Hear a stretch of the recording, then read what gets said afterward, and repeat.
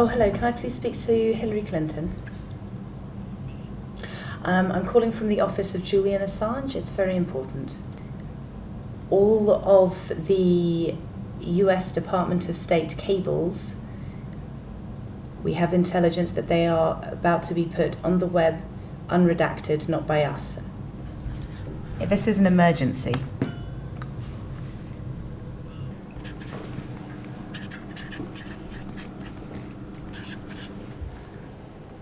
But when I say they're about to go, they are about to go. I don't think we have very long, so...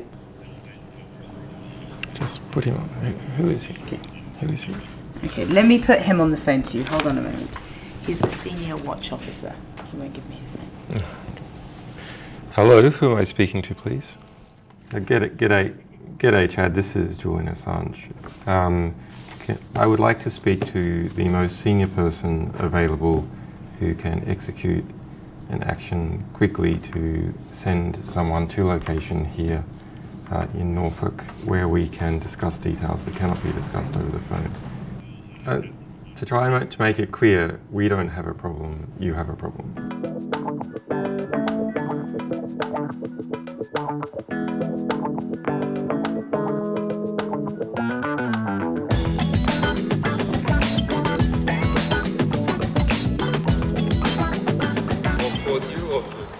Nel 2011 l'editore di Wikileaks, Julian Assange, era agli arresti domiciliari nel cuore della campagna inglese, nella contea rurale di Norfolk, a 3 ore di auto da Londra.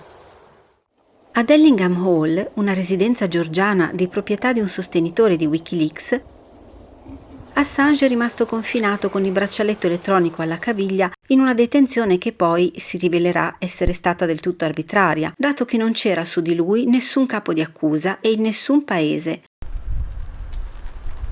Ma questo non aveva impedito l'abuso dell'arresto e neanche dell'obbligo di recarsi ogni giorno a firmare presso l'ufficio della polizia locale. How many have I done? 8 pages on page number 8.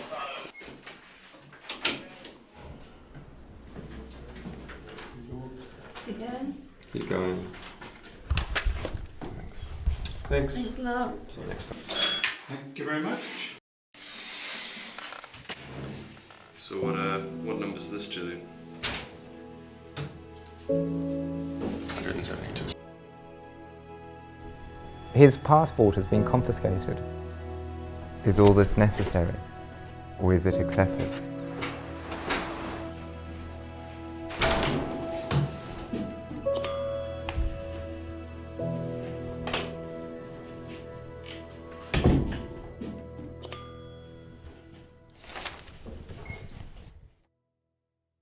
Nonostante le immani misure elettroniche di controllo, 3 boxes in my house, one on the sides and one on the top. What I understand they do is they can tell if Julian's in the house or not. nonostante le perquisizioni costanti degli agenti di polizia che si opponevano ad essere filmati mentre lo perquisivano. Can we ask you not to film, please? No, sorry, they're filming. No, we can't carry on then if it's being filmed. Because we can't carry on if it's being filmed. Why not? We're told we can't carry on if it's being filmed. What's your company afraid of? The company's not afraid of anything. Come on, Joe, we've got to leave. Why would your company be No, afraid sorry, of the general we public? have to leave if it's being filmed. Can you turn it off, mate? Please? So, can't carry on if it's being filmed. E nonostante le telecamere di sorveglianza installate di fronte alla casa. 3 cameras, that is outside each entrance to the property. We suddenly noticed them appearing since we've been here. We believe that they're monitoring everything that goes in and out of the property.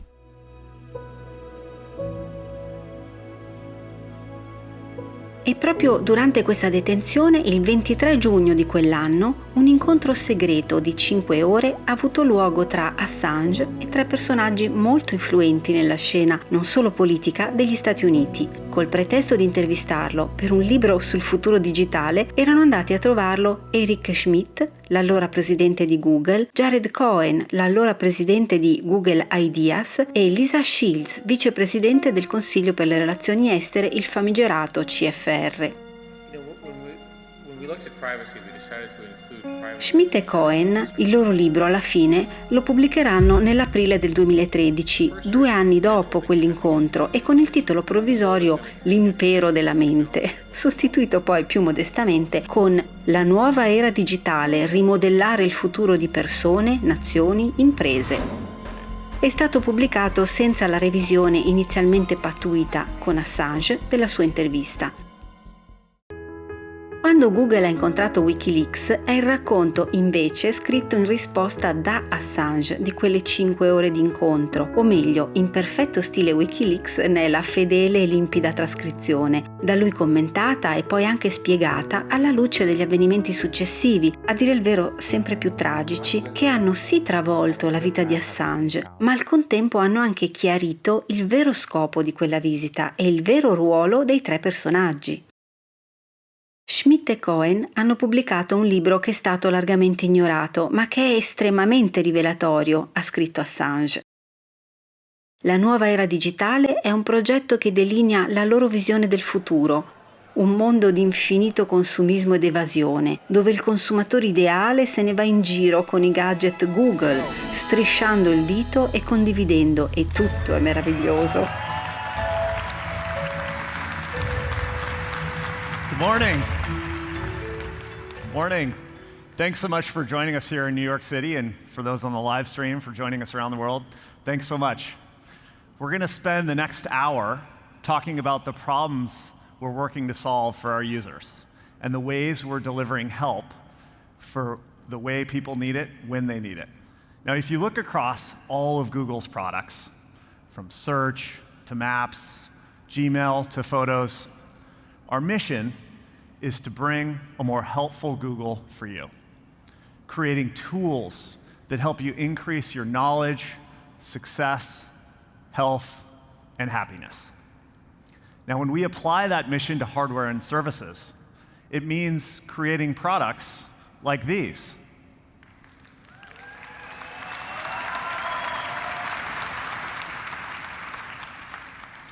New Pixel phones, wearables, laptops, and Nest devices for the home.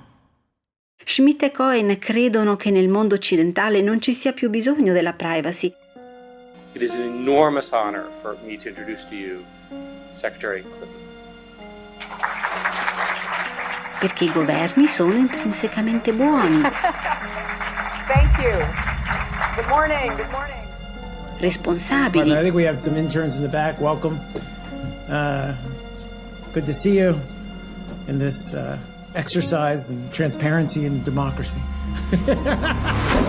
E usano l'informazione che raccolgono per gestire in modo migliore i loro cittadini. Queste le parole di Assange in un'intervista del 2014 a Stefania Maurizi, la coraggiosa giornalista che ha seguito la vita e le vicende di Assange dagli esordi di Wikileaks e che successivamente è rimasta anche vittima dello spionaggio illegale subito da Julian Assange e da tutti i suoi visitatori, avvocati compresi, su cui ora si sta tenendo un processo. È sua la prefazione scritta per questo saggio di Assange, in cui ci riassume magistralmente e anche per testimonianza diretta le vicende di Wikileaks almeno fino al 2014, data di pubblicazione in Italia del libro. In una stanza di 20 metri quadri di un appartamento di Londra, un uomo combatte una guerra di trincea contro potenti istituzioni che lo vorrebbero vedere annientato, isolato, spezzato nella volontà. Ma lui resiste. L'appartamento è in realtà l'ambasciata dell'Ecuador.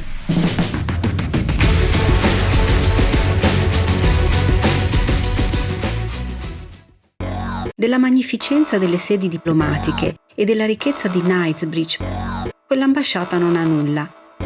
È un piccolo e modesto locale in una palazzina di mattoncini rossi, circondata 7 giorni su 7, 24 ore su 24 da una schiera di agenti di Scotland Yard, e dispiegano almeno 2 grandi furgoni e telecamere di sorveglianza per controllare l'intera area.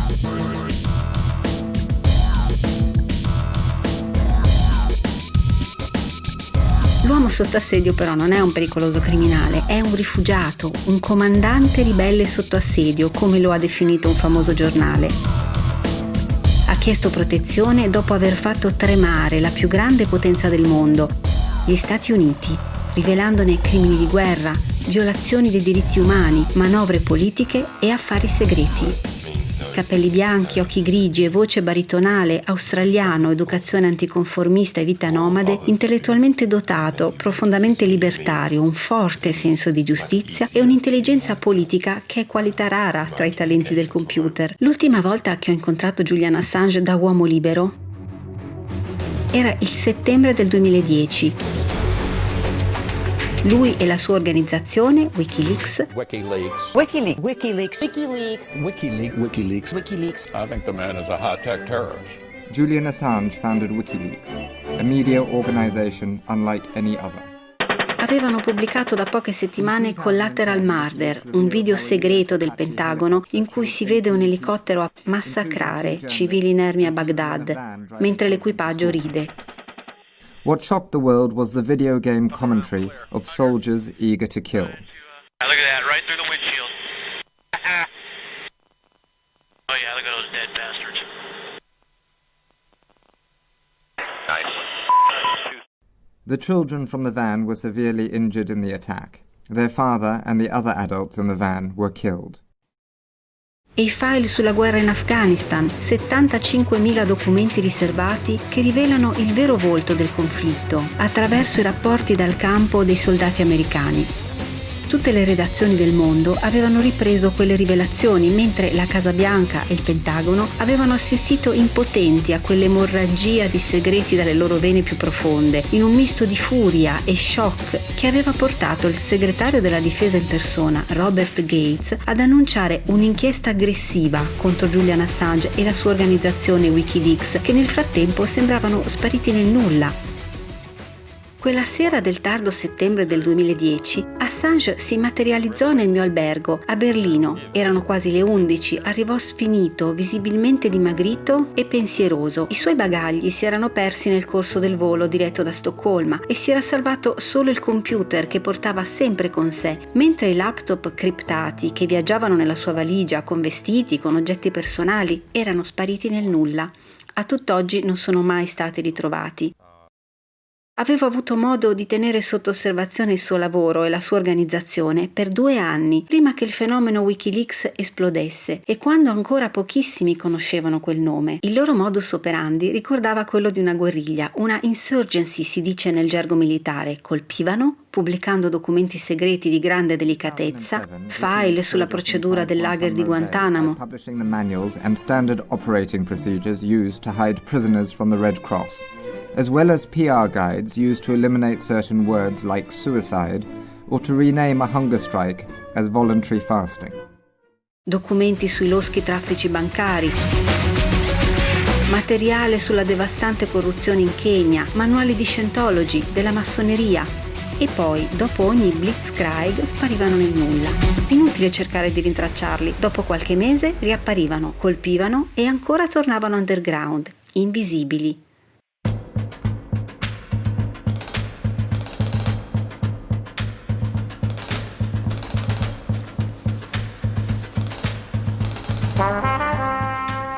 L'idea dietro WikiLeaks era rivoluzionaria, sfruttare la potenza di Internet per creare un'organizzazione mondiale capace di ottenere e far filtrare, leak, documenti scottanti in modo anonimo. File esplosivi in grado di rivelare abusi di diritti umani, crimini di guerra, reati di ogni tipo commessi dai servizi di intelligence, dalle banche, dai culti, dalle multinazionali.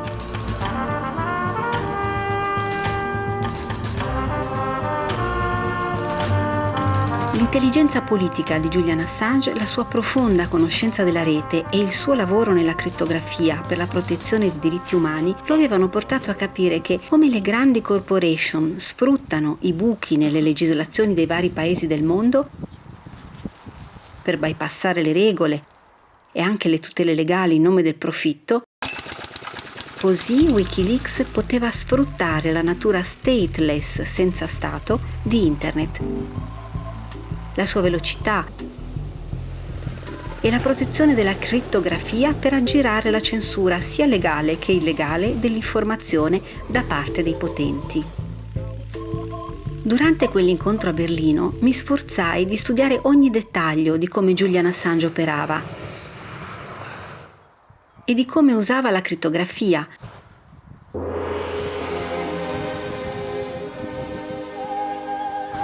Capì in quell'occasione e in molte altre successive che i metodi a cui ricorrono lui e Wikileaks sono intelligenti soluzioni per cercare di evitare la sorveglianza, niente roba da 007.